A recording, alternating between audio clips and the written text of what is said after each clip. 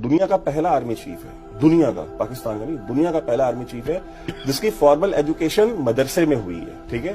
And उसके father खुद भी मौलवी थे, मदरसे में ही, मदरसा ही चलाते थे, वहीं पढ़ाते थे, वो वहां से ही पढ़ के निकला हुआ है। तो यहाँ मुनीर अमेरिका की धरती पर बैठकर ये कह रहे हैं कि मैं आधी दुनिया को खत्म कर दूंगा अगर पाकिस्तान के अस्तित्व में सवाल आया। ट्रम्प तो है, आज कल चला जाएगा, बट ये जो उसने स्टेटमेंट दी है ये ऑन रिकॉर्ड रहेगी हमेशा, ठीक है, कि पाकिस्तान दुनिया का इकलौता आर्मी चीफ है जिसने न्यूक्लियर वेपन यूज करने की बात कही है और कहा हम आधी दुनिया को लेके जाएंगे। और वो बात कही कहाँ है वैभव? यहाँ पर बात है अमेरिका में, जिस आदमी को आप नोबेल पीस प्राइज के लिए नॉमिनेट कर रहे हो उसकी धरती पर बैठकर आप न्यूक्लियर वॉर की धमकी दे रहे हो। वहां पे खड़े होकर वो ये बात कह रहे हैं।